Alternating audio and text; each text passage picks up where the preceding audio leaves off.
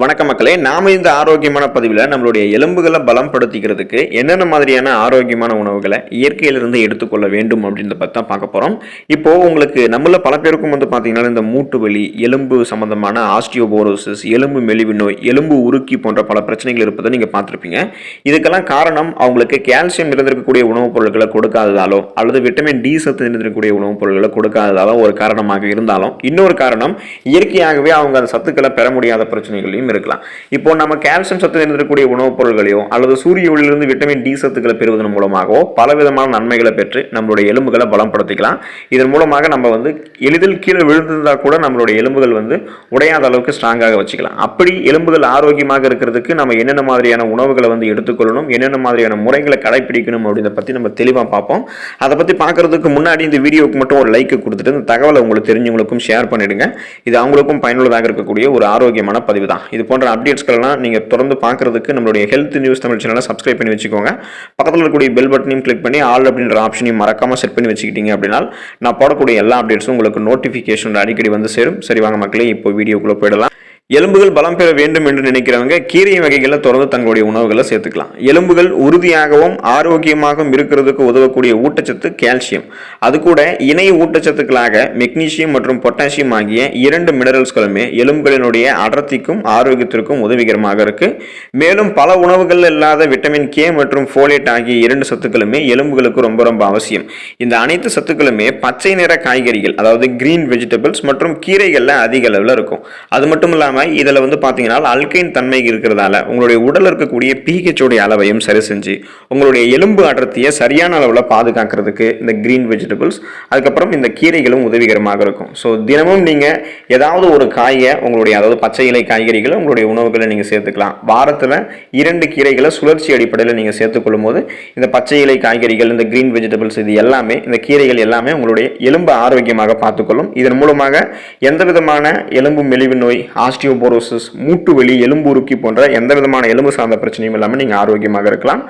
பால் மற்றும் பால் பொருட்களை நீங்கள் உங்களுடைய எலும்புகள் பலம் பெறுவதற்கு எடுத்துக்கலாம். இப்போது எலும்புகள் ஆரோக்கியம் அப்படின்னு சொன்னாலே நமக்கு கால்சியம் தான் அதோடைய அடிப்படை ஊட்டச்சத்து அப்படின்றது ஞாபகம் வரும். நம்மளுடைய உடலில் கால்சியம் சத்து குறைபாடு ஏற்பட்டுச்சு அப்படின்னா எலும்புகள் அடர்த்தி குறைவதோடு மட்டும் இல்லாமல் எலும்புகள் பலவீனமாயிடும். எளிதில் அது உடைஞ்சு போகக்கூடிய அளவுக்கு ரொம்பவே பலவீனமாயிடும்.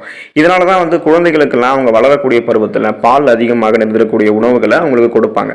அனைத்து வகையான பால் பொருட்கள்லையுமே கால்சியம் சத்து நிறைஞ்சிருக்கு. பால், வெண்ணெய், தயிர், சீஸ், பன்னீர் மற்றும் மற்ற பால் பொருட்கள்லையுமே உடலுக்கு தேவையான சத்தை உறிஞ்சக்கூடிய அளவுக்கு கெப்பாசிட்டி நமக்கு இருக்கும். ஸோ அந்த பால் பொருட்கள் கூடிய சத்தை நம்ம எடுத்துக்கொள்ளும் போது பால் பொருட்கள் அலர்ஜி அப்படின்னு சொல்லக்கூடியவர்கள்லாம் பார்த்தீங்கன்னா தாவரங்கள்லேருந்து பெறப்படக்கூடிய பால் வகையின் மூலமாக தங்களுடைய அந்த உடலுக்கு தேவையான கால்சியம் சத்தை பெறலாம்.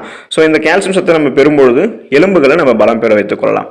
கடல் உணவுகள் மற்றும் மீனை நம்ம எலும்புகள் பலம் பெறுவதற்கு எடுத்துக்கலாம். கடல் உணவுகளில் பொதுவாக அதிக மினரல்ஸ்கள் இருக்கிறதாக கூறப்படுது. மருத்துவர்களும் அதை உறுதிப்படுத்தியிருக்காங்க. ஆனால் எலும்புகளுக்கு பார்த்தீங்கன்னா நமக்கு அத்தியாவசியமான சத்தாக விட்டமின் டி சத்து இருக்குது. இது கடல் உணவுகளையுமே அதிகமாக இருக்குது.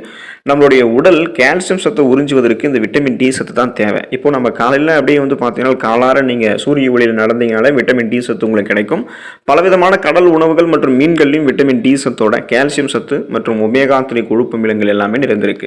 ஸோ இது பார்த்தீங்கன்னா எலும்புகளினுடைய அடர்த்தி அதிகரித்து வயதாகக்கூடிய காலத்தில் கூட ஆஸ்டியோபோரோசிஸ், எலும்பு மெலிவு நோய் போன்ற இந்த மாதிரி எலும்பு குறைபாடுகளை தவிர்க்கிறதுக்கு உங்களுக்கு உதவிகரமாக இருக்கும்.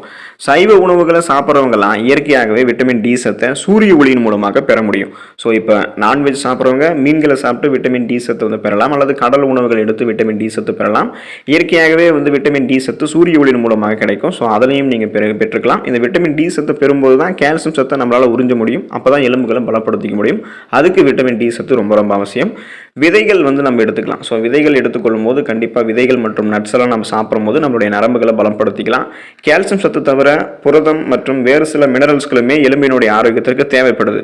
Magnesium, zinc, vitamin E, folate, இது சத்துக்கள் எல்லாமே பார்த்தீங்கன்னா பாதாம், பிஸ்தா, முந்திரி பருப்பு, சூரியகாந்தி விதைகள், ஆளி விதைகள் போன்றவற்றில் இருக்குது. ஸோ அதனால் நீங்கள் நட்ஸ் மற்றும் விதைகளை தொடர்ந்து நீங்கள் ஸ்நாக்ஸ் மாதிரியாவது சாப்பிடணும்.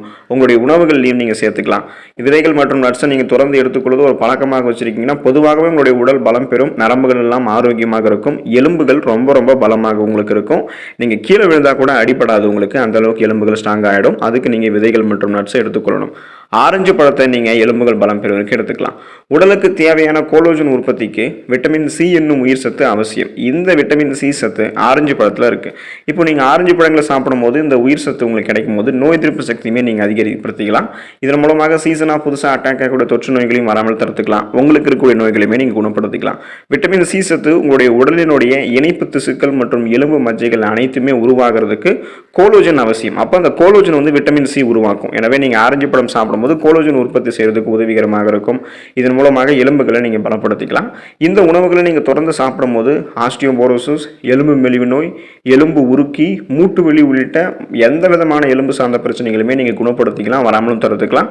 ஸோ இந்த உணவுகளை தொடர்ந்து சாப்பிடுங்க, எலும்புகளை பலப்படுத்தி ஆரோக்கியமாக இருங்க. அடுத்த ஆரோக்கியமான பதிவில் மறக்காமல் சந்திப்போம். நன்றி மக்களே.